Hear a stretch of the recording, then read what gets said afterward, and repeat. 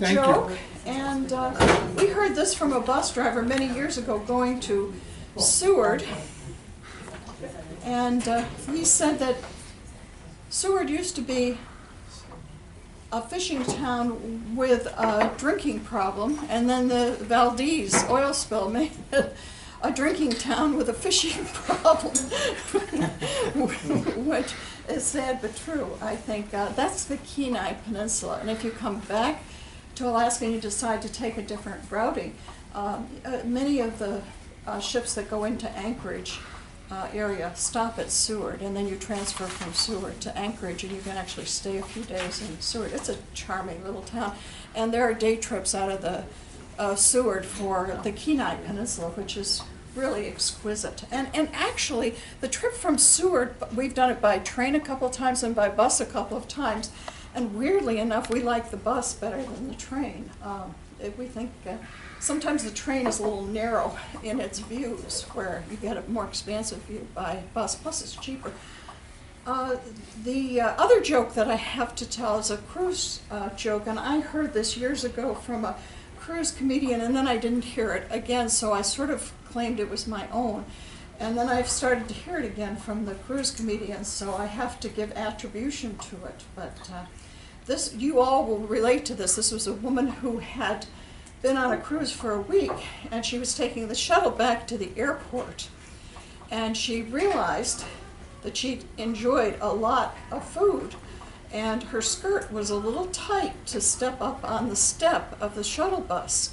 So she reached behind her and she loosened the zipper in the back of her skirt a little bit and tried again to step onto the shuttle bus and realized, oh my goodness, this is worse than I thought. So she loosened it again the second time, and then from behind her, the man who was standing next in line reached under her bottom and lifted her up into the shuttle bus.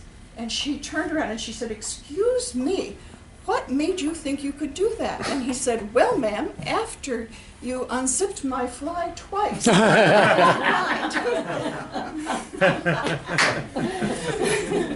So that's my joke. You didn't tell them about the goods.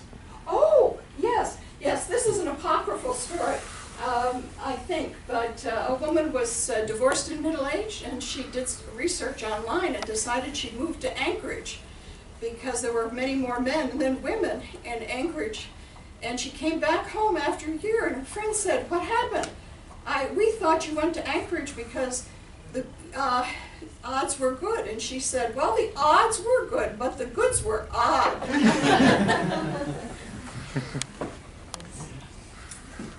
Okay.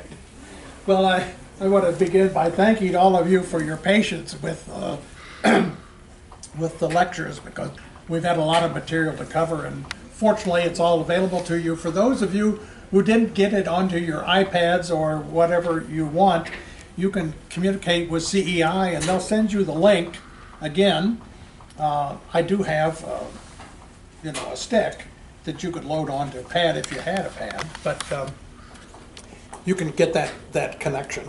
And it's important, always the best learning is going back over then what you've learned and reviewing it, and then those synapses remain open or open more easily and come back to you. So we've tried to have a lot of repetition throughout the lecture to drive home those points, and with visual and auditory learning techniques. Come on up here and sit down if you want to. You don't need to stand in the back. You can come on up anytime you want. So there's coffee and cookies.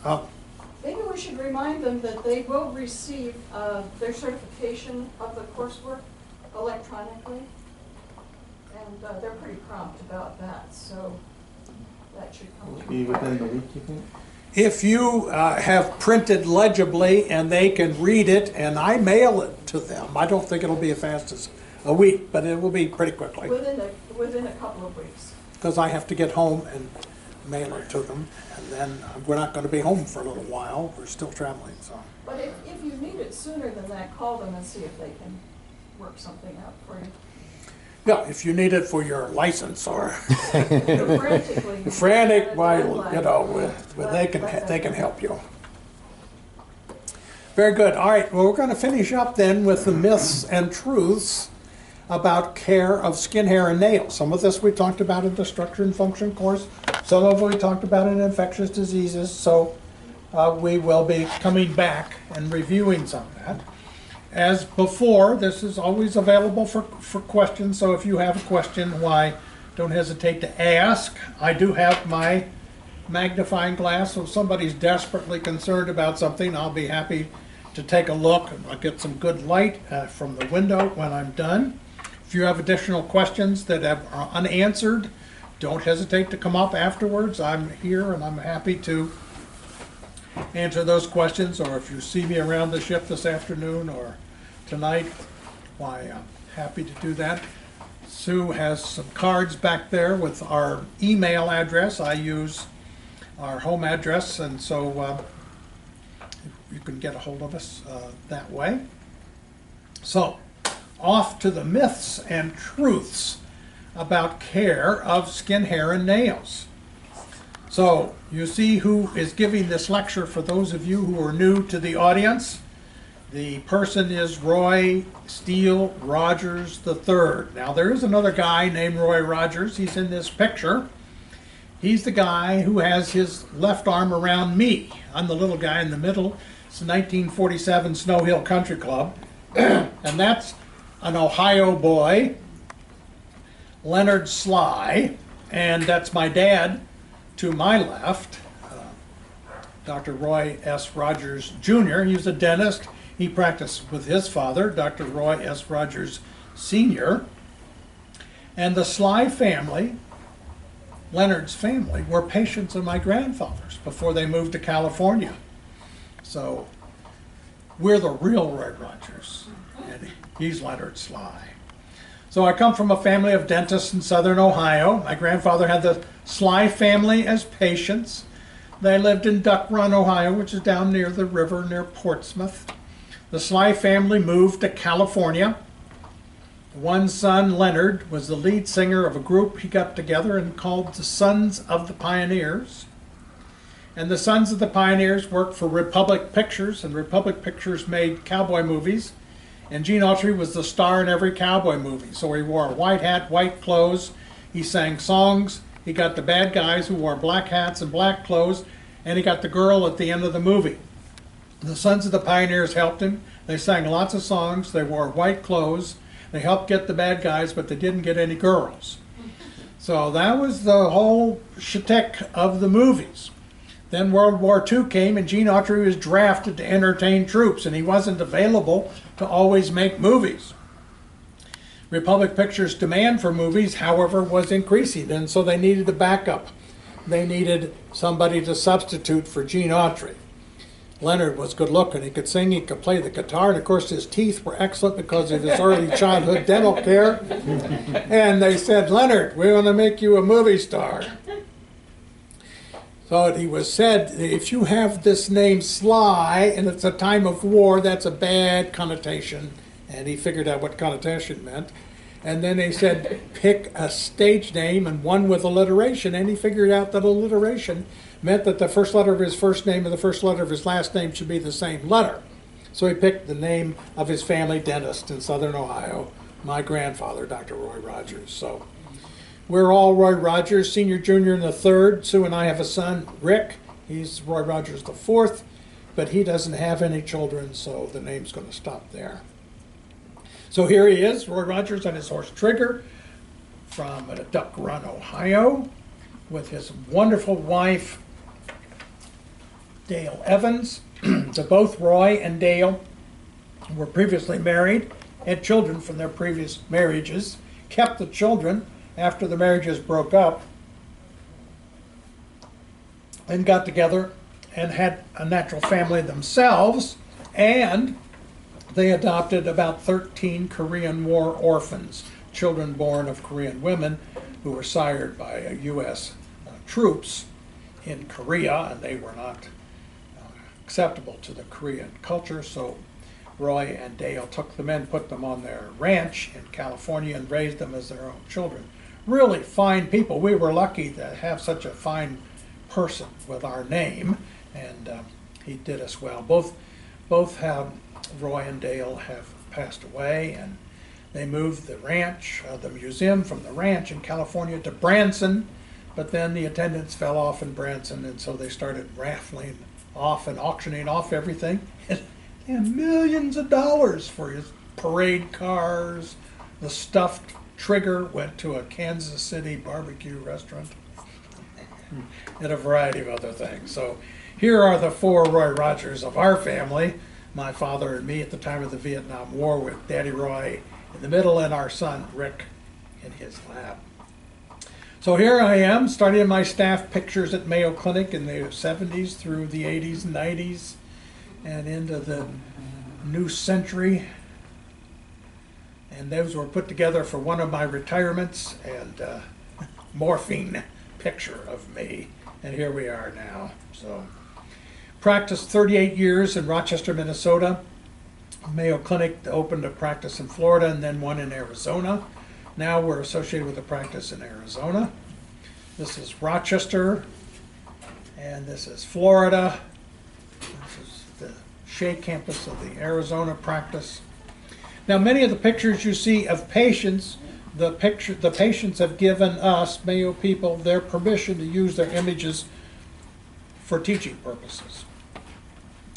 Now, your skin is the largest organ of your body. It's like saran wrap covering all of your good stuff, the inside, and it's very important to your overall health. It protects the tissues and organs inside your body. It keeps germs and other harmful substances out, and it keeps moisture in. We'll be talking about what happens if you live in a dry climate, a desert climate, where the humidity is low. Regulates your body temperature, shields you from ultraviolet light, and senses pain, heat, and cold. So here it is, protecting you from bad bugs, staph and strep, providing resilience and strength to the skin. You pull the skin up, it snaps back in place, not as fast as it did 25 years ago, but still goes back. Collagen and elastic tissue. So our topics here about the skin will be myths and truths. Then we'll talk a little bit about a group of things we use on our skin, given the name cosmeceuticals, have cosmetic as well as pharmacological qualities. Dry skin, aging skin, and sun damage. So how about myths? Is soap necessary for the skin? A lot of people think soap is necessary for cleansing the skin. The fact is that soap literally is a detergent. And detergents are supposed to reduce the bacterial population, and by doing so, maybe they would reduce body odor. So do we really need soap on our skin? Soaps are detergents, and they can be irritating, and they remove deeper oils of the skin.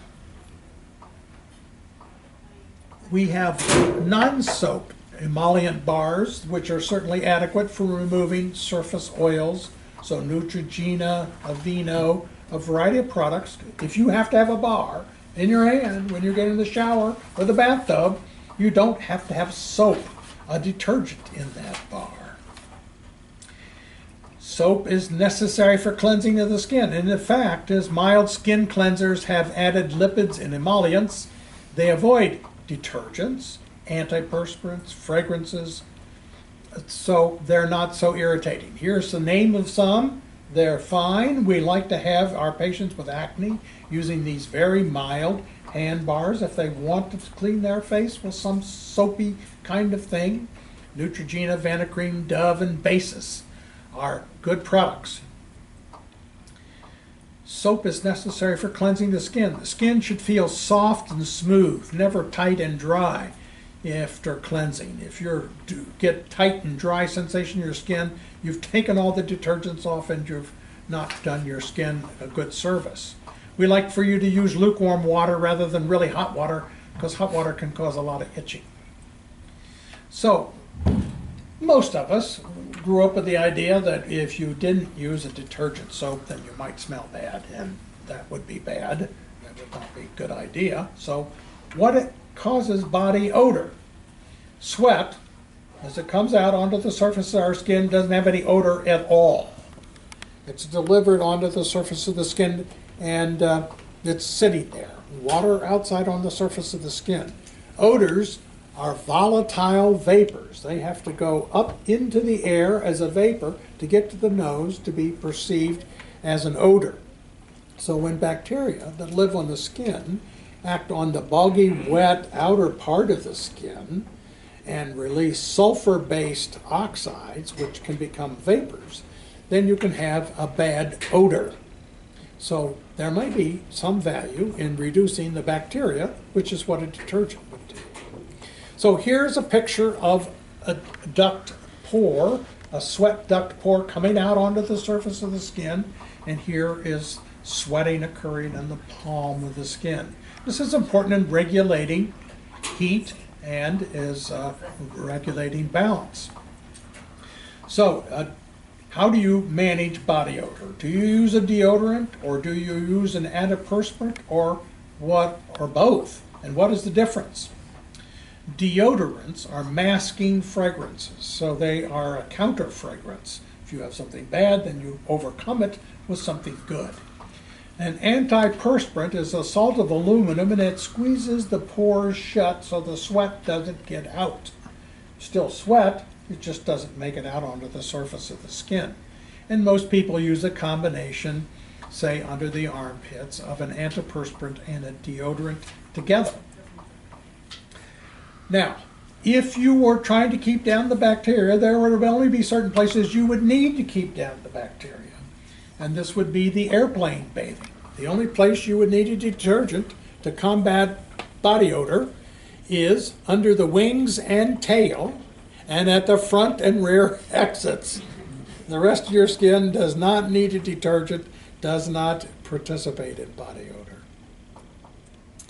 How about the myth that natural or organic ingredients are safer and more effective? I mean, you can't hardly go someplace without seeing it's natural, it's organic. The fact is that most ingredients added to skincare products are processed, or they're modified, or they're somehow chemically synthesized. Therefore, they're really not natural or organic at all. What is natural and organic is poison ivy, oak, and sumac. Arsenic is organic. Hemlock, poison, which Socrates took, is natural and organic. The venom of an adder is organic, so organic doesn't necessarily always mean good. How about seeing an ad which says clinically proven? Does that really have any cachet? Is that important? And a lot of people think maybe the Food and Drug Administration has clinically proven this product. Drugs are intensively reviewed, very expensive studies, and are approved by the Food and Drug Administration. Cosmetics are not.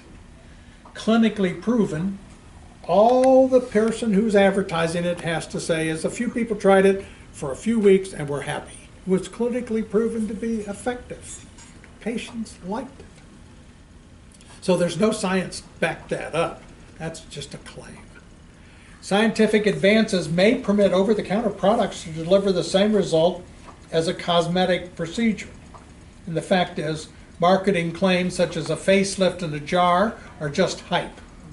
Over-the-counter products deliver only modest results, but there are a lot of good ones, good products. How about a cream that can get rid of cellulite? No cream is ever going to dissolve or remove cellulite from the body. How about the products that are more expensive will deliver more results? And the fact is, an alluring claim and a high price does not guarantee the outcome. This is a buyer beware situation.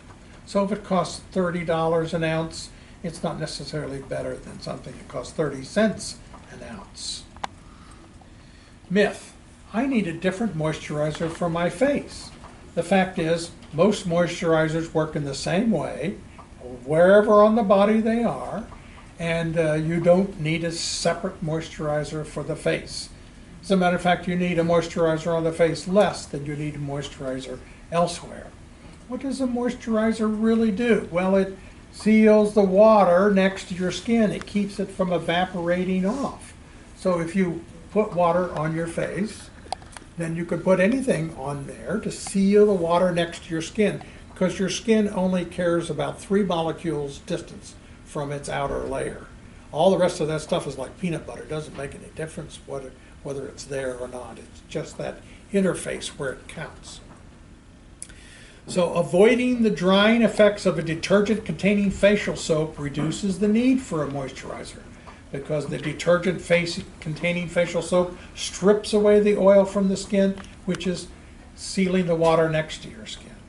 So if you're dry, you need water. If you apply water, then you need to apply whatever you're going to do to the face on top of a wet, moist skin to seal the water next to your skin.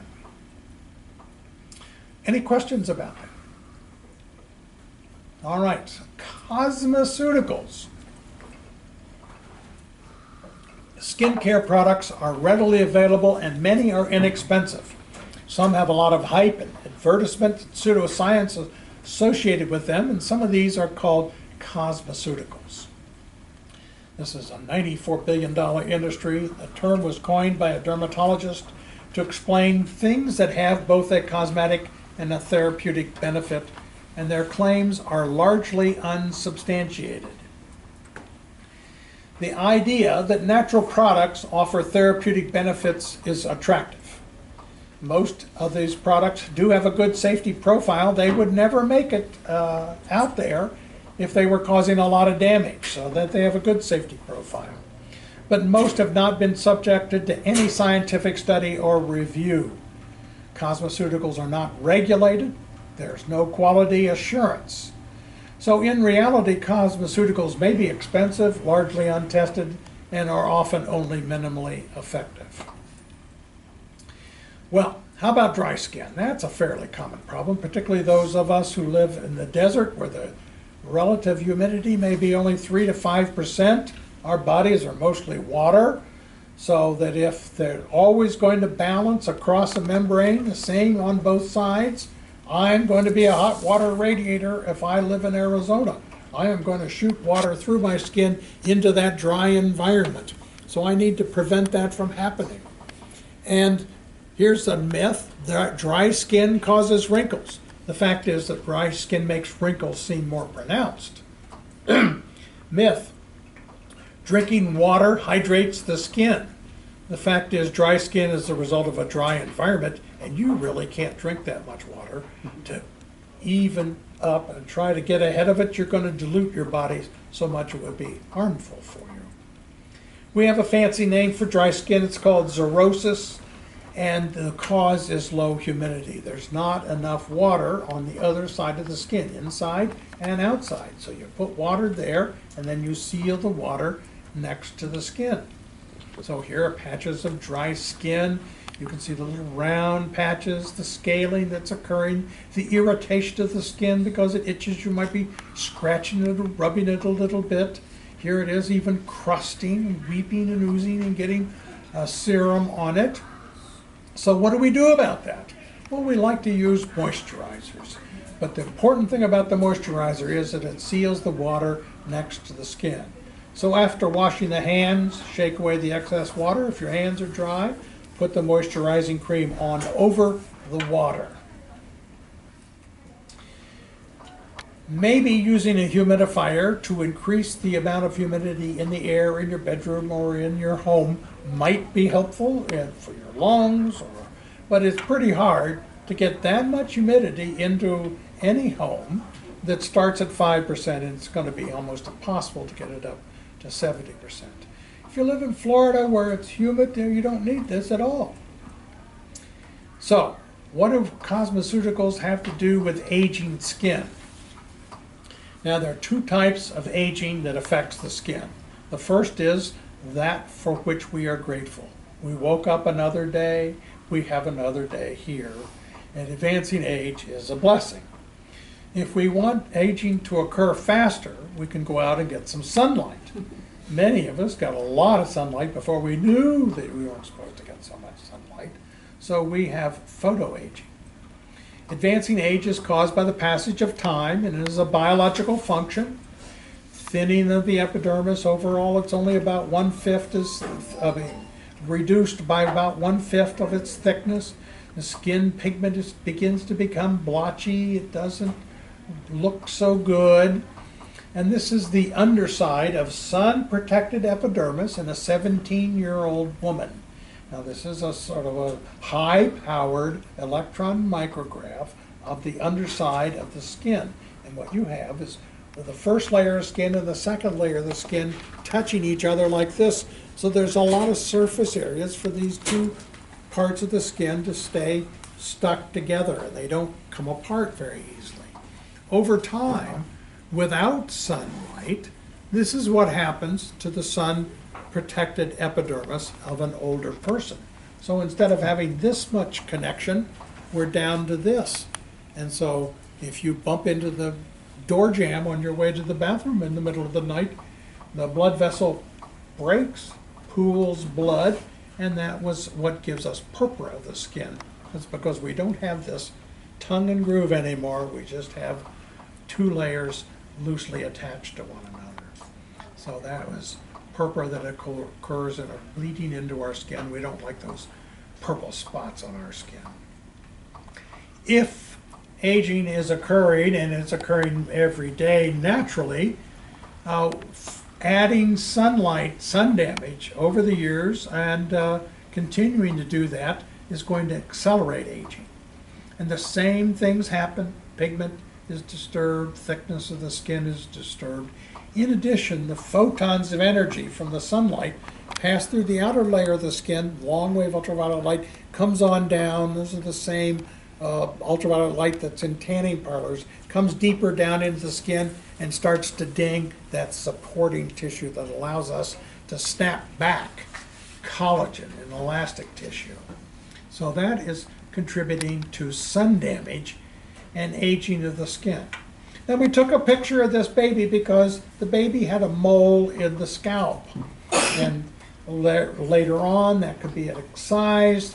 There's no rush to do that. That's an elective procedure that is probably appropriate at some time. Scalp pulled together, and the scar may not even be visible if they were to go bald in that area. But notice the even tone of the skin, no wrinkles, the same tone all throughout the skin. It takes years to develop skin cancer. Most of us get an early start. These children are more like chameleons than humans.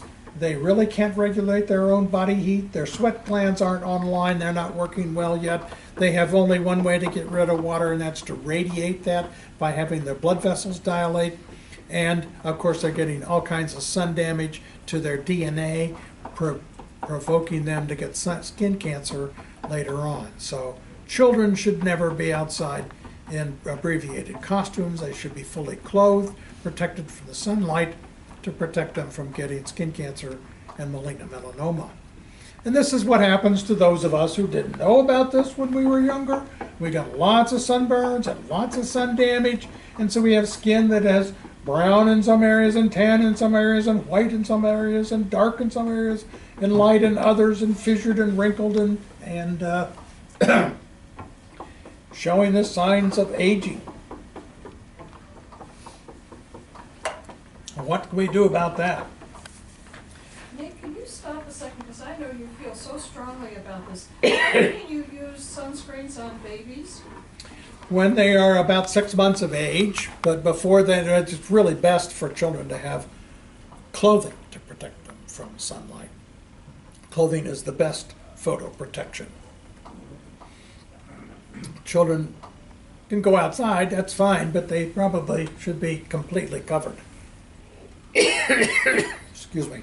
We were having lunch at 118 degrees last week, and a mother came in with a baby about 3 months old in a sunsuit and no protection on the head or anything. And, you know, Nick gets crazed over that. He considers that close to child abuse.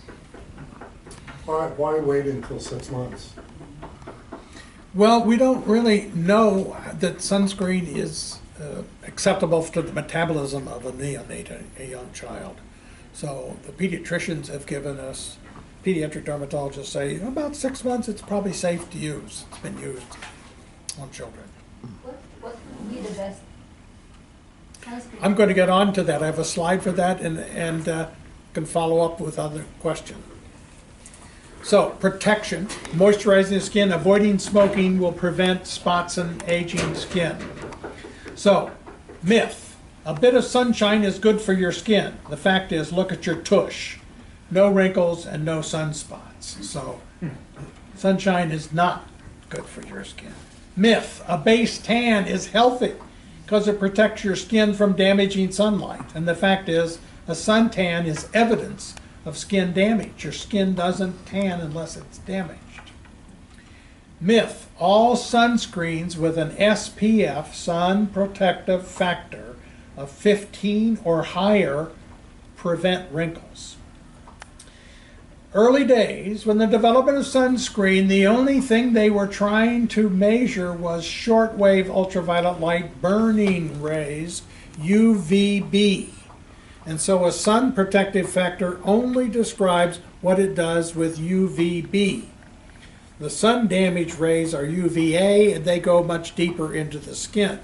So the fact is SPF measures only UVB, and wrinkling is caused by UVA, so you need a sunscreen that also blocks long-wave ultraviolet light. And so as a consumer, you need to read the label and make sure the label says blocks long and short wave ultraviolet light. Whether it's SPF 15, 30, 60, 75 is relatively immaterial.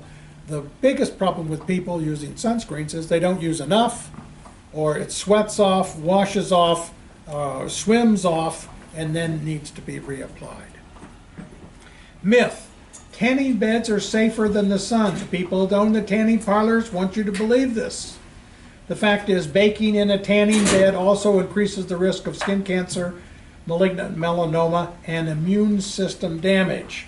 Now, a little known fact is that your immune system protects you from a lot of bad things. Well, everybody knows that. Your immune system has surveillance. I mean, it's looking for something bad. It's constantly on the lookout for something bad. Maybe you have a cell in your skin that's going in the wrong direction. Maybe going to go down the road and become a skin cancer. Your immune system will knock that cell out, prevent that cell from moving along and becoming something bad for you. If you go to a tanning parlor and you have one treatment with a tanning parlor, you knock out half of your immune surveillance system with just one episode at the tanning parlor. Now, about a week or 10 days, it comes back. But in the meantime, you're immunosuppressed. So it's better not to do that at all. Indoor tanning. The World Health Organization, the AMA, and the American Academy of Dermatology are against indoor tanning. In 2009, the World Health Organization labeled indoor tanning devices as high-level carcinogens.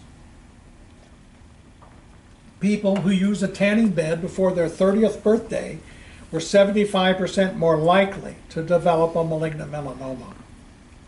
So why pay money to get cancer when you could get it for free outdoors? Indoor tanning doubles the risk for malignant melanoma. Those who have more than 100 sessions have 2.5 times risk. And what this is really in physics a dose-response curve proving that tanning parlors are carcinogens. So tanning parlors are bad. How do you prevent damage to your skin? You use the sunscreens.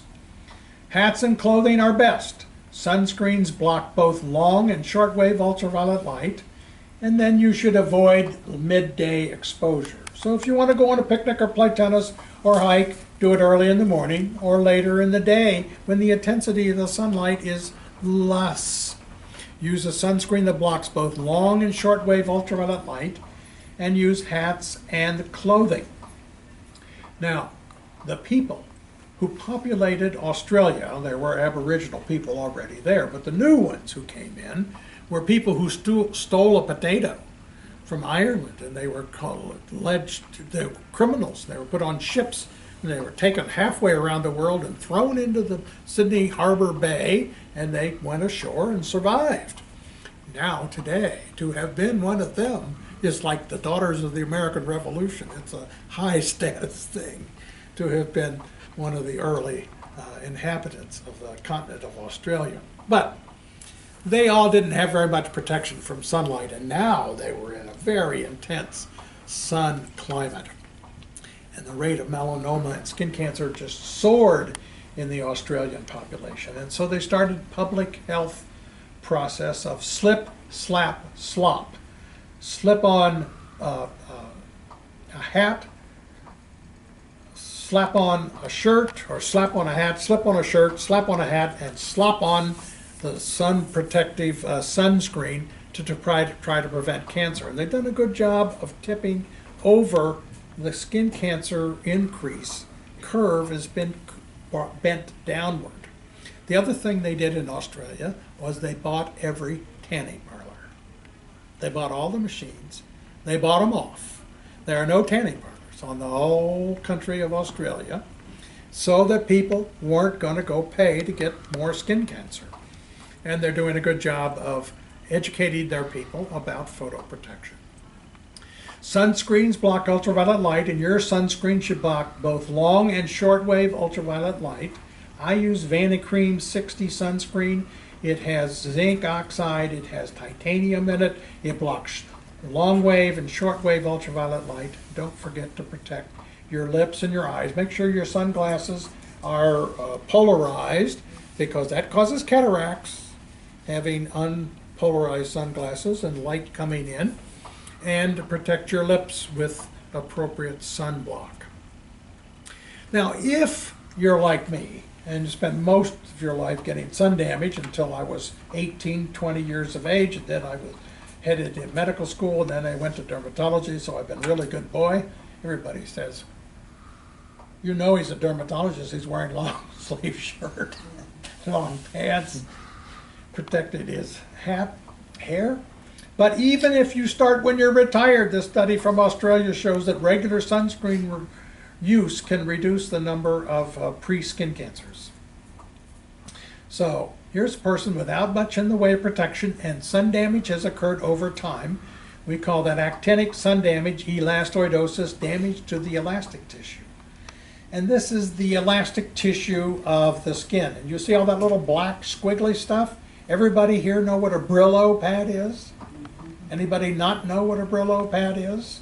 Well, prior to sun damage, this was soft. It flowed easily and was smooth and not brittle and not looking like this. It was like an egg in a skillet on a stove before you turned on the heat. You pick up the pan, it just flows around. It's smooth, it's flexible, it's pliable. What happens to us with sun damage is it's like the egg becoming gelled, and the elastic tissue becomes like a Brillo pad, and that's the cause of the wrinkles in your skin.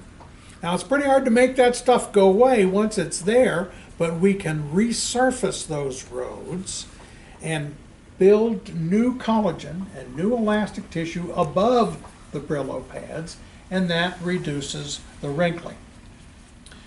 Sue and I spent a lot of time in Minnesota where there were two seasons, winter and road repair. So you know what happens in road repair? They're filling all the potholes. Well, that's what you do when you have sun damage. You want to try to improve the situation. So, photoaging.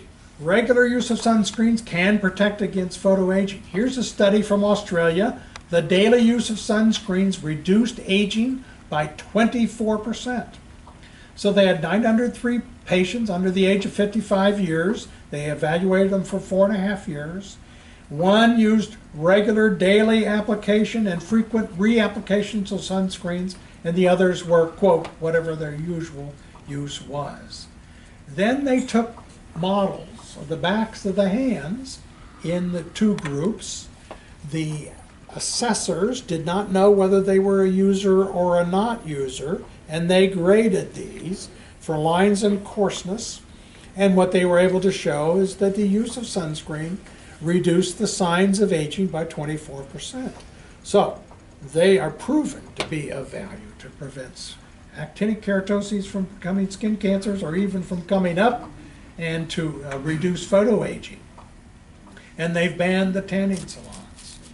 So this is what those Brillo pads look like in the skin. It's pretty hard to take all that away. And so we try to cover it over. We'll talk about that in a moment. There has been a lot of sort of rumors and internet chatter about sunscreens, and are they safe? Do these sunscreens do some scary, noxious, bad thing to people? Careful studies have been done. Nearly 300, it would take 300 years of daily applications to match any of the animal studies, and whatever happened in animals is extremely weak. So very likely very safe. Titanium dioxide and zinc oxide are just fine. They block long-wave ultraviolet light. All these chemicals have been used for a long time and are safe and are not going to be harmful. So any claims that sunscreens aren't safe are scientifically reputed. Now, everybody knows that vitamin D is a sunshine vitamin, so you have to get sunshine to get vitamin D. You eat vitamin D, it goes in your body, goes out to the skin, sunlight comes in, hits the vitamin D molecule, and makes it active. So, the sunshine vitamin. I'm just telling you, avoid sunlight. What do we do about vitamin D? There have been a lot of worry and concern about vitamin D deficiency. People were checking vitamin D levels in their patients, and then were trying to make sure that they got up to the appropriate level. And the Institute of Medicine established a certain level that should have been satisfactory. It has been thought that deficiency of vitamin D might be associated with a lot of chronic diseases, so we got to make sure that we're getting plenty of vitamin D. So here's a dermatologist, Henry Lim, who's president of our academy this year, his perspective on vitamin D. Well, why do we have this vitamin D and what's happening with it?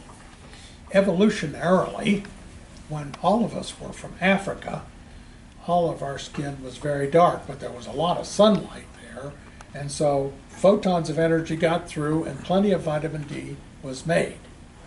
As those populations migrated, they moved into the Middle East, and then they moved to Western Europe, and they moved out into Asia and across the subcontinent of India.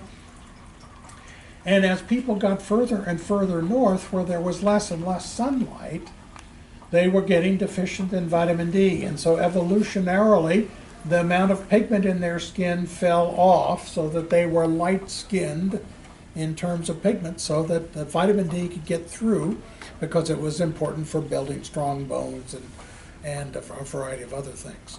So now we come in our time and we take a look at Danes. What do the people in Denmark do? When it's winter, they want to get out of there because it's dark and cloudy and cold, and they don't like it. So they get on a plane and they fly to the Canary Islands for 2 weeks, 4 weeks, 6 weeks, sometimes 8 weeks, and they get a lot of sun damage. So they checked them out, and they checked their vitamin D levels before they went, and they checked their vitamin D levels when they came back, and they also did some fancy skin things. And what happens was that they really didn't do much to their vitamin D levels, but they sure did a lot to damage their skin. So it's not really necessary. And 15 minutes for those of us who don't have a lot of pigment in our skin, 15 minutes of weekly exposure to your legs and arms. So if I have on my cargo pants and a t-shirt and I go to the shopping center and I walk from my car into Target and then back out to the car, and then I go to Staples and I buy something and walk out to the car, I got it. I got all the vitamin D I need. If you're worried about it, or your skin is very dark and you don't get you're inside all the time, well, you can take some supplemental vitamin D. You know, milk has been fortified with vitamin D for a long time. So you can use supplemental vitamin D if you're worried about it, but don't damage your skin to try to get vitamin D. Any questions about that? All right, what do we do about wrinkles? Well, here we have things that we call fillers, soft tissue fillers that do a really good job of lifting some of these deep wrinkles. One of the things we can do is to get rid of some of these fine wrinkles is use vitamin A acid, tretinoin, which we use also to treat acne, and it's very helpful in improving fine wrinkles, pigmentation, and blotchiness of the skin. It's available generically, so it's not really very expensive, but once you do this, you have set yourself up for sunburn, because now you're more likely to have sunburn. Now, how do we know this works? Studies were done at the University of Michigan. They started patients using this so that you wash the face. If you feel like you must use something to wash your face, you wash your face. Then you put the water on the face. Then you put the amount the size of a pea on the right cheek and the amount the size of a pea on the left cheek, and then work it in, but don't get around the eyes or the nose or the lips.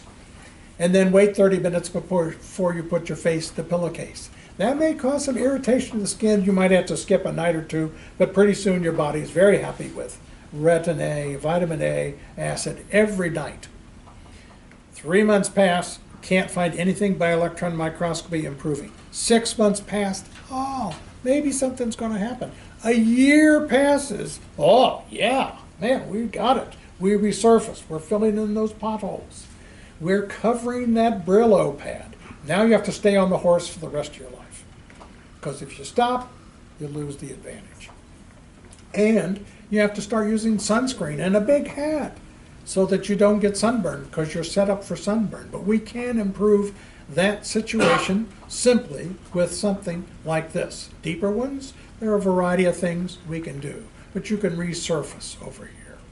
Or we can do skin augmentation things with collagen. And initially we started out with collagen, and the collagen was taken from cows. And then people said, geez, you know, if there's mad cow disease, and you take the collagen from the cow and you inject it into my face, are you going to give me mad cow disease? So they moved on to something better. And of course it wasn't there anyway. But hyaluronic acid is part of your skin, and we can inject that in there, and that works well.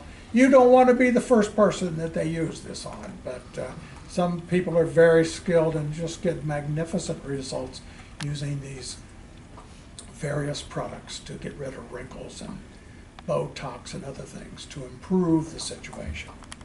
So, another effect of sun damage is pigment. Pigment production is the result of sun damage, proof that injury has occurred, and then you tan. Now sometimes areas tan better than other areas, and then we have freckles. And so here we have our pigment cells. It's called a melanocyte. Its total function in the world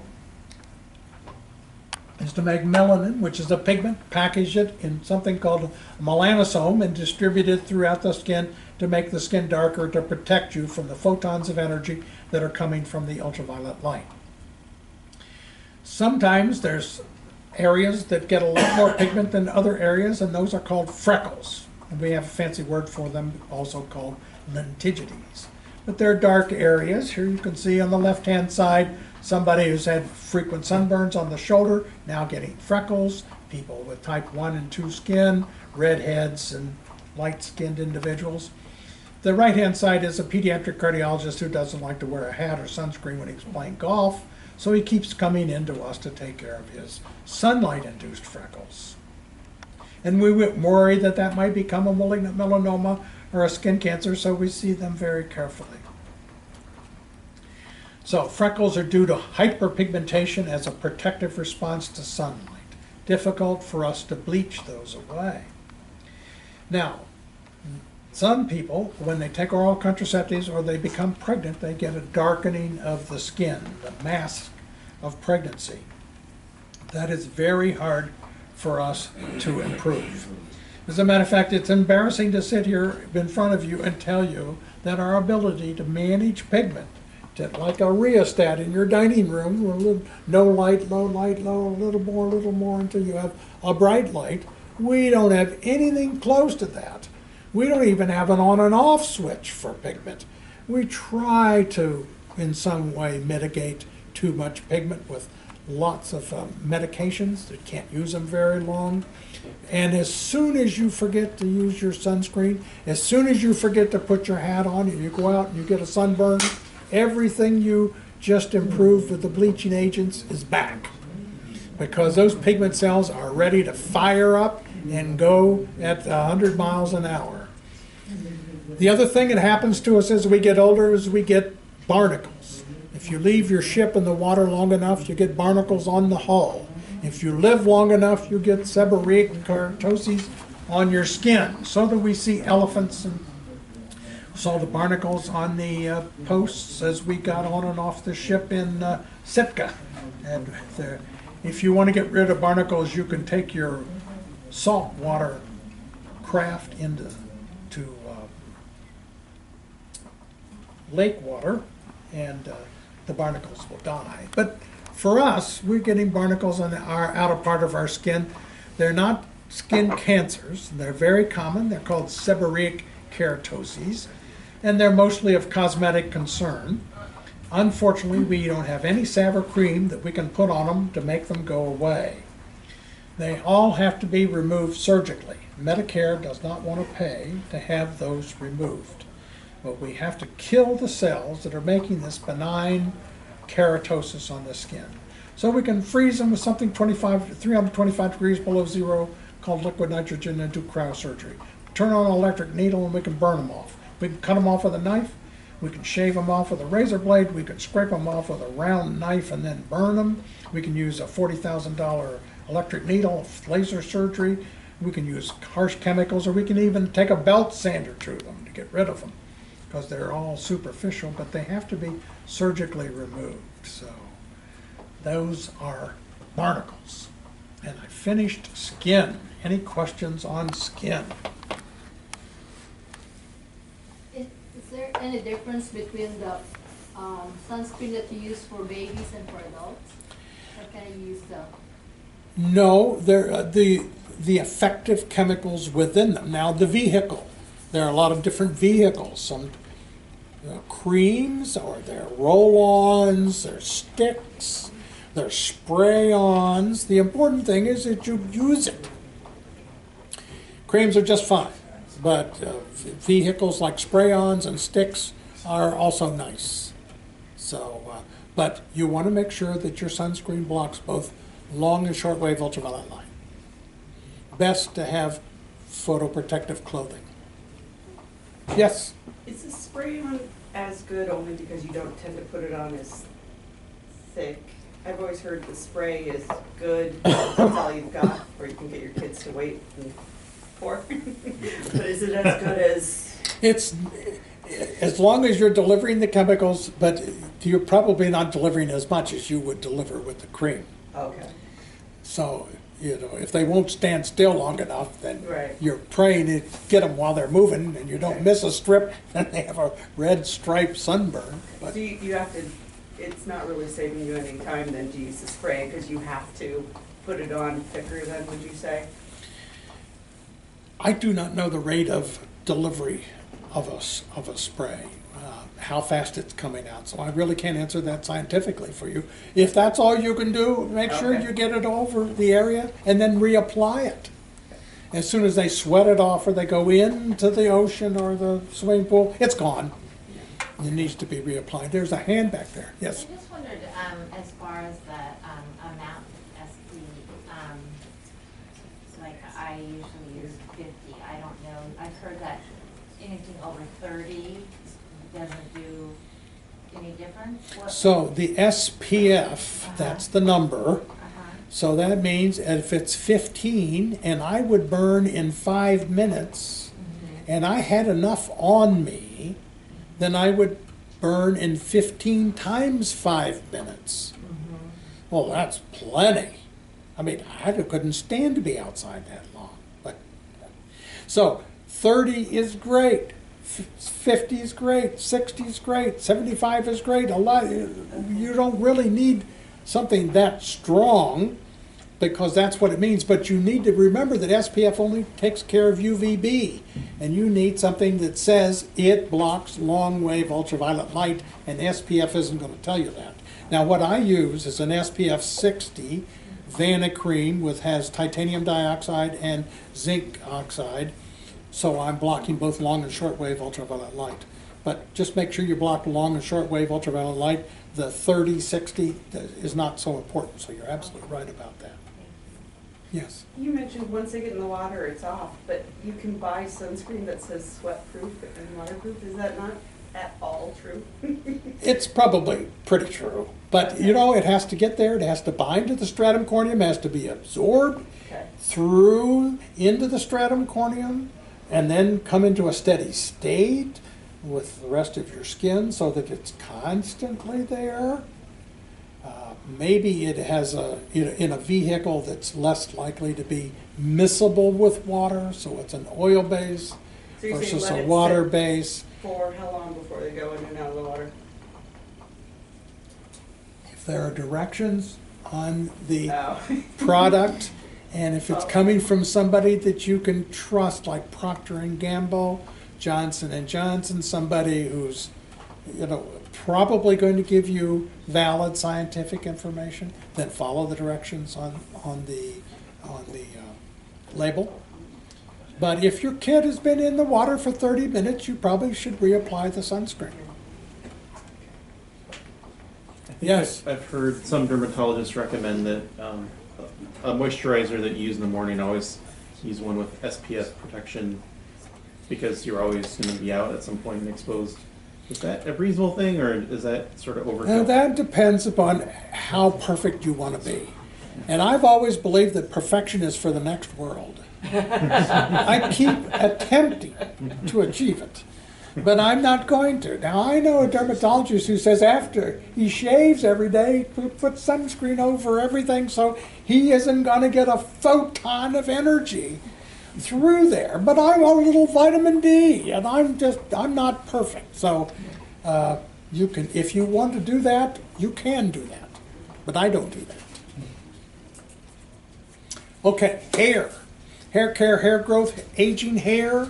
We're going to talk about these topics: hair care, hair growth cycle, aging hair, pattern baldness, unwanted hair, laser removal, and yes, you can have longer eyelashes like Brooke's Shield.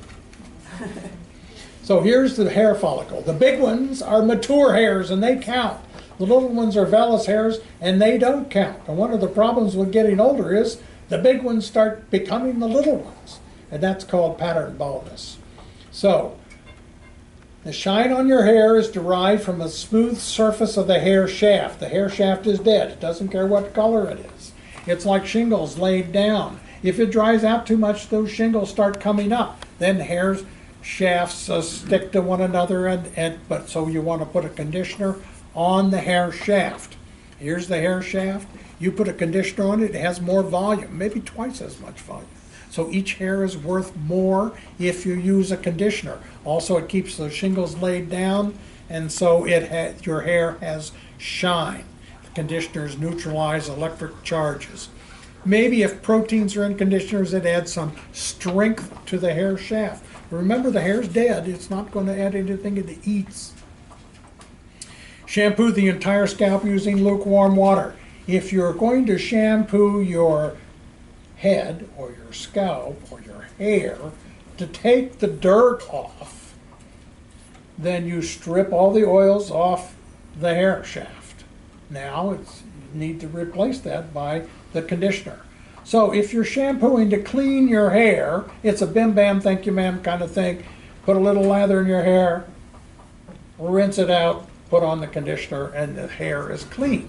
If you're shampooing your scalp to treat your scalp for seborrheic dermatitis, dandruff, or some disease, then you need to lather up the scalp, wait 5 or 10 minutes, read the paper, have a cup of coffee, then you go in the shower. You've given that enough time to work, rinse it off, and put on your conditioner.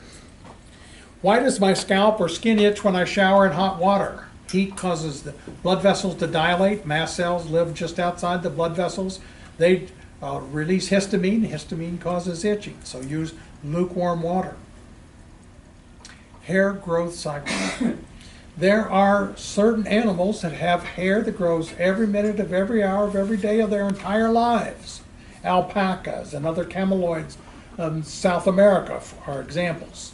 But we, as mammals, have a hair growth that our hair grows for 2 years, 3 years, 4 years, 5 years, 6 years or longer, and then it will fall out to be replaced by a new hair. So during hair growth, we call the hair anagen.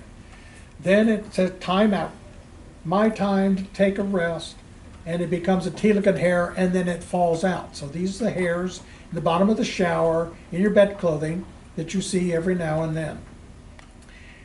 What we have then is a hair grows, grows, grows. If you are born with a 2-year anagen, no matter how hard you pray, your hair won't grow past your shoulders. If at the moment of your conception you were given a 7-year anagen, then you might be able to grow hair down to the middle of your back. It just all depends at the moment of your conception, the length of your anagen. You can't change it. And then, when the anagen is over, a telogen hair comes, and that's a new hair that's coming back. And this one is up there at the top, that's the old one, and this is the new one. So, if you wanted to brush your hair every night 100 times, you're taking the hairs that aren't going to fall out for a week or two out now. So, that's not a good idea. Brushing 100 times a night just pulls out the telogen hairs before they're ready to fall out all by themselves. Doesn't make your hair grow any faster. Now, what happens to our hair as we get older? Several things, and we'll go through the first part, pigment. When we're younger, there may be a lot of pigment in that hair. And then, as it depends upon our gene pool, the hair becomes thin, it becomes gray, we lose melanocytes in the bulb, and this is genetically programmed, so some people start get gray early, some people get gray later, and fading color happens. So you may want to replace that color. You may want to use a hair dye to do that. When your hair starts losing color is genetically programmed. White people turn gray before people with dark skin and those of Asian descent.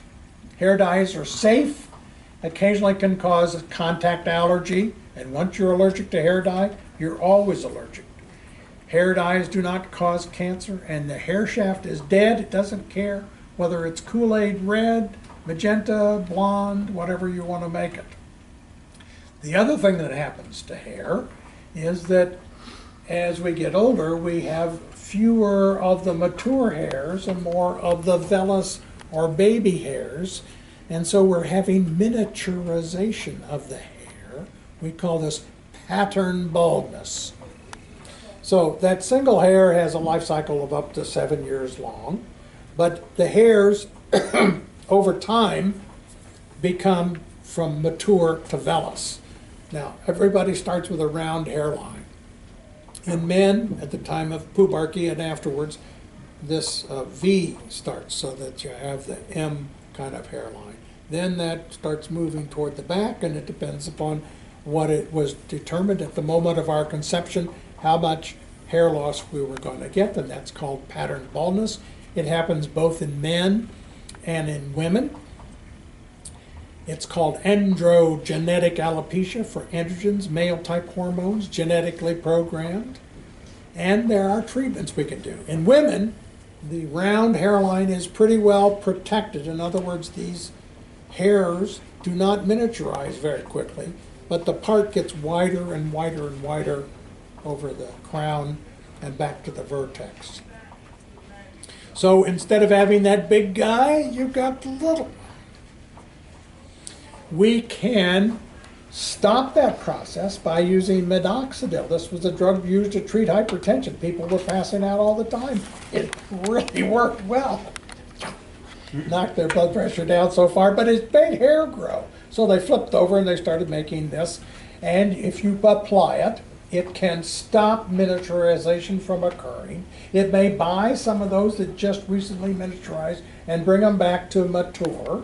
And as long as you use it, it will hold that. And when you quit, and when you dismount the horse, all the way back to the beginning, bye-bye. And you may not get it back if you quit. So if you want to do that, why, that's available.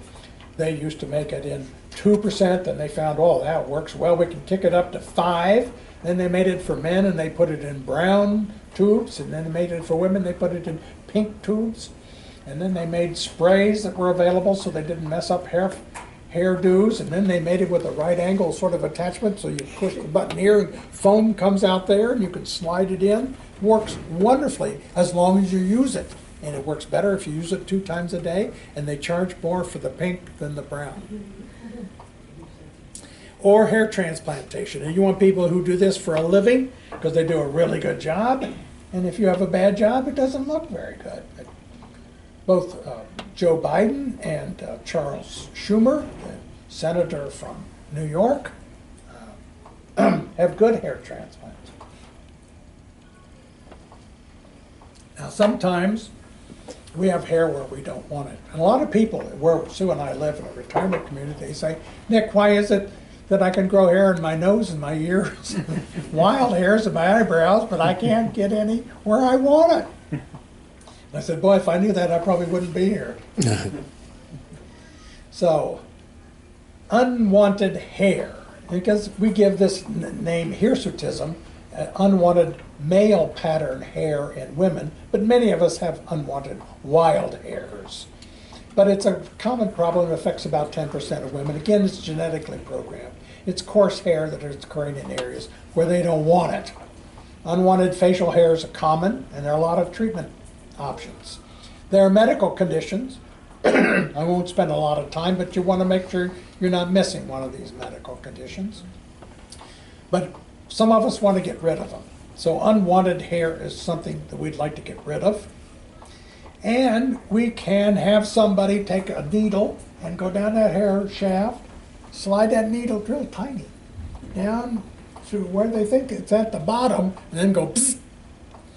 Hopefully you burn out the hair follicle, and then it won't grow the hair anymore. And in the hands of really talented people, over time you can catch up with things with that.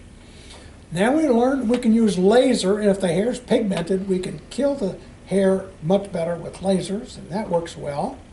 But you want to make sure that whoever's doing that really knows what they're doing. When laser hair removal things were in the early days, there was a doctor in Chicago who bought one from the laser company. And they may have gone to a educational session on how to use it. And then that doctor put it in an office and hired a kid to come in off the street to run it. There was a very hairy guy who decided that he wanted to get rid of the hair on his back. So the way they started out, that they did little squares. And when they were done with him, he had scars in the squares, and then hair, and then another checkerboard back. And he came up to Mayo Clinic. There wasn't a lot we could do to start working on the scars, but you want somebody who really knows what the hell they're doing if they're going to remove your hair with laser. Now, if the hair is driven by androgens, there are oral contraceptives or anti-androgens that can be helpful. And then there's a cream. It's expensive. But you rub this cream in a couple times a day, right in here, or chin hairs, or lip coarse hairs, and that will turn them off a lot of the time. So there is something topically that'll work. Other things you can do is pluck, shave, wax, chemically kill them or bleach them. So wild hairs, they do well with this Venica. Now, longer eyelashes. I was a glaucoma suspect for a while, and I got this medicine they found out by ophthalmologists using it to treat glaucoma. It was a prostaglandin inhibitor, and finally I had long eyelashes. You know, my gene pool is Welsh. Eyelashes about 2 millimeters in length. And when I used this, boy, they were really long eyelashes. And it didn't change the pigment color of my iris, which it can. So you can have longer upper eyelashes. Costs about $100 a month. Its effect will go away when you stop the use. Can irritate your eyelids and can change your eye color. But Latisse is available for you if you want to do that. Any questions about hair? We're doing fine. We're on program. Now we're going to talk about nails. So we're going to talk about nail anatomy, nail care salons, what they do there, separation of the nail plate from the nail bed, fungus in the nails, and then the brittle nail syndrome. So look at your thumbnail. You see the nail plate, that's the hard thing. You see the half moon at the base, that's the lunula. Underneath that is the matrix or the sole of the nail. So if you damage that, then you can have a bad nail plate because that's where the nail is made. There's a border on the edge, it's the lateral nail fold, then there's the free end under the tip of the nail. So if we were to pull the nail plate off and look at it, what we would find that the nail plate and the nail bed have all of this surface area for it to be tacked down. And where it's tacked down, it's pink. Where it's free, it's white. So do not use your nail for tools, opening pop cans or other things, because you pull up on that nail plate and you separate it from the nail bed, and it's very hard to get it reattached. So should keep your nails clean and dry, cut the toenails straight across, shape nails, keep them free of snags. Don't bite them or bite the cuticles, and do not use your nails as a tool. Buy a bottle opener, or do not use your nails as screwdrivers. Buy the appropriate tool. If your nails are thick and hard, warm water before cutting would be helpful. If you really have ingrown toenails, you should see a podiatrist. They're just terrific at taking care of this. If they're only mild, a nail technician can do a good job in a nail parlor. If you use a shoe, it has a good strong box toe, then your toes can go out. They're not scrunched over. Nail care salons is a big business, 10 billion or more annually. There are 160,000 nail salons throughout the United States doing manicures, pedicures, and a few other things. Your nails will grow faster on your right hand if you're right-handed, or your left hand if you're left-handed, faster on your hands than your toes, but they don't grow very fast. It takes about 9 months to grow out a new fingernail and about 9 to 12 months to grow out a new toenail. As we get older, they grow slower. The nail plate doesn't care what you do to it. It can be any color you want because it's dead, hardened keratin skin protein. So what did we get in nail salons? Well, if you have really bad nail plates, they can be covered with enhancements like acrylic or silk overlays. And nail enamels can sometimes keep your nails from peeling away and make your nails look better. Want to be careful when you go to a nail parlor because overzealous trauma can break the skin, allow bad organisms to get in there and cause an infection around the nail plate, which we call paronychia. Probably best not to shave your legs before going to a pedicure. We used to have our own tools on a regular basis. Now that our nail salon does what the dentists do, autoclave all the tools, it's not necessary. We didn't want to get hepatitis from somebody else's nail tools, so still a good idea if you have your own. The nail enamels are really very good. They use automobile paint finish and space program plastics technology.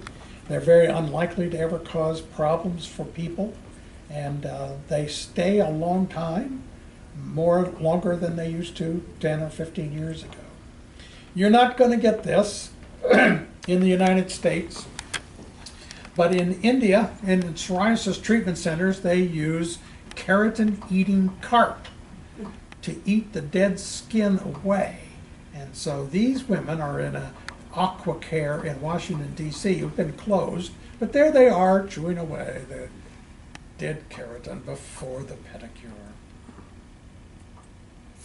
Separation of the nail plate from the nail bed is sometimes a sign of disease, like thyroid disease, or very often it's due to work conditions. And if you want to try to prevent that, you have to trim the nail short and wear vinyl cotton gloves under vinyl gloves, and use gloves for householding chores. So here is separation of the nail plate and the nail bed in a patient with psoriasis, where it occurs as part of the disease process. But it's very hard to get that tacked back down once it separates. So you have to trim those nails short, put a little moisturizer on the surface of the nail, white cotton gloves at bedtime, and hope that things get better. Separation of the nail plate from the nail bed. Fungus in the nails. It's a very common condition. It's often not diagnosed. There are anti-fungus antibiotics that can be administered. Now, anybody who gets treated for a strep throat can get that strep throat cured. That doesn't mean the kid is not going to get another strep throat. Same way with a fungus infection of the toenails. You can treat that. It just takes a long time and it's very expensive. But if after you've done the treatment, you don't do something prophylactically to prevent it from coming back, like using an antifungal antibiotic under the free edge of the nail and around the nail, then it's likely to recur and you may need another treatment. There have been a lot of ads in the Arizona Republic newspaper about laser treatment for fungus infection of the nails. And so the laser manufacturers were busy in the Phoenix metropolitan area, and they sold them to a lot of people who were podiatrists, who then put ads in the paper to pay off their machine. So they're going to go on with this in a moment. Onychomycosis is a dermatophyte infection of the nails, so there's fungus in the nail plate, and it's in the leaves of the nail plate. It's like the Bible. There's 798 pages, and it can be in between page 1 and 2, 35 and 36, 245 and 246, and all the way through. Pretty hard to put something on the top of the nail and expect it to get to page 246. I mean, that takes a great leap of faith to think that you're going to be able to drive an antibiotic through the surface of the nail to page 246. About 10 to 15% of the population have it. So if you want to get something to that nail, it has to go to the nail matrix. It has to be incorporated in the nail plate. As the nail plate grows out, the antibiotic meets the fungus and kills it. It's about half of all nail disorders. So here is a spike of fungus growing in the nail plate, several spikes, superficial white onychomycosis. Sometimes the whole nail becomes thickened and crumbly and messy. So here's the laser therapy, and in the newspaper ads it said FDA approved. The Food and Drug Administration never approved this for efficacy. It approved it so that you could plug it into the wall like a URL. Or UL labeled when you buy an extension cord at the hardware store. It's got that little white thing on there. It's approved for safety. That's all it's been approved for, is it won't blow up. There's limited clinical trial data to support this indication. There are no studies to provide strong evidence that efficacy is there, although optimism abounds. Onychomycosis is prone to recurrence. Thus, any treatment is only temporarily effective. So here is lunula laser. This is from the United Kingdom. And they say their device uses wavelengths of 405 and 635 nanometers, because those are the wavelengths that are more likely to kill the fungus. And you can buy this for your office. It's on a plastic box. You just plug it into the wall, the patient walks in and inserts their toes into the box and waits 12 minutes till the light goes on and the bell rings, and then they're done. and you could just turn on the box and walk away while your patient is being treated. They did 105 toes. 105 toes total. And they said it worked in 80% of them. No control group and no placebo trials were One done. patient had one leg, that's what we decided, 105. It have to be an even number to have two legs, right? So, if you were to heat the toenail to a temperature that would kill the fungus, you couldn't possibly have stood to have that hot a toenail on the end of your toe. So, it's pretty hard for us to know why lasers are working for onychomycosis, but there's a lot of enthusiasm. People buy a machine, they want to use it. You know, beware the carpenter who only owns a hammer. Everything in the world is a nail. So, we have wonderful antibiotics. They can kill the fungus eventually. It's just slow. You know, when we use an antibiotic to treat a bacterial infection, and bacteria divide every few seconds, they're dividing. And that's when we get them, when they divide. A fungus sits around 6 hours before it divides. So it takes a long time for our antibiotic to kill them. So it takes weeks instead of days for us to get the effect. And one is better, and so this is evidence-based medicine, lots of big studies, Cochrane review. Terbinafine is superior in efficacy, it's the best choice. And it's available generically. 250 milligrams daily. The recommendation is 6 weeks for fingernails and 12 weeks for toenails. You want to cut your cost by 50%, you try using it every other day and hope you don't mess up. Now, you saw some ads for Jubilia. You got to go on the red carpet, and so she gets out of the car in her open-toed shoes and she marches up the red carpet, and she doesn't want to have ugly toenails and wearing those shoes. So she used Jubilia. It's a 10% solution of a very effective anti-yeast, anti-fungus antibiotic. And all you have to do is paint those nails with Jubilia every day for 48 weeks, and you have a 1 in 6 chance of getting a clear nail. I cannot believe they brought this to market. They must be taking a bath. It's just going to have to make another biological to make up for this one. So, here are the references: double-blind, randomized, controlled studies, Cochrane reviews, really good evidence-based medicine. Finally, the brittle nail, and this is the same thing. The moment of your conception, it was determined that you're going to have thin, sort of brittle nails, and about 1 in 5 of us have it. We have two things that are going on. It splits the ends and gets ridges. And it's made worse by all the things that healthcare providers do. Repetitive wetting and drying, chemicals like detergents involving dissolving lipids, solvents dissolving the water and lipids. So here's mild and moderate and severe. Got to trim them short, put a little water on the nail plate, put a little Vanicream or a cream on there, put white cotton gloves or white socks on at night, keep the nail short, and we can't really affect what happened when you were conceived, but we can do that. Paint the nails, they look better, and that's what you could do for brittle nail syndrome. If your patient demands that you do something systemically, biotin 2.5 milligrams has not been shown to be harmful. So you can use that, and hopefully maybe your patient will get better. And it used to be said that Knox gelatin gave you strong nails. There's nothing in Knox gelatin that goes into the nail plate, so that's not going to be helpful. So these are the myths and truths about care of the skin, hair, and nails. We've talked about some of the myths, about cosmeceuticals, what they are, the fact that they're well studied, they're often inexpensive, they have some cosmetic benefit, there are some good products out there, just need to be used with appropriate expectations. What do you do about dry skin, aging skin, and sun damage? The cosmeceuticals, moisturizers work well. The key is the water, seal the water next to the skin. Sunscreens work well. If they're there, they can do their job. If they're not, you're going to get burned. Retinoids do a good job. You have to continue to use them as long as you want the benefit.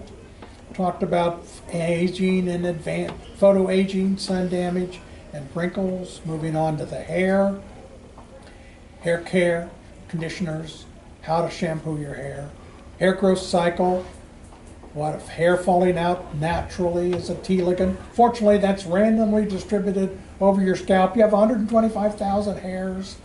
About 10% of them are going to go into T ligand at any one time. The other 90% are going to continue to grow, so there's plenty there.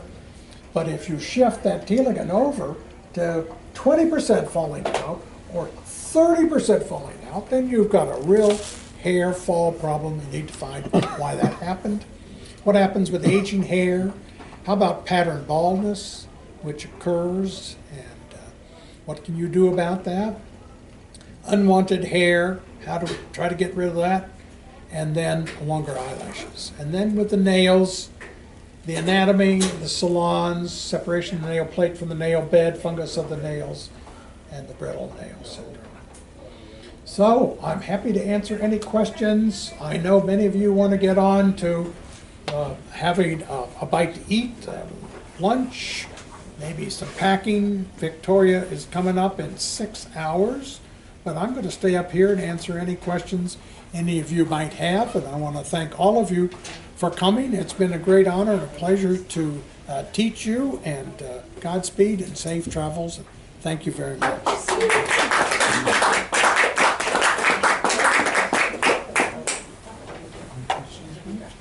I have one question.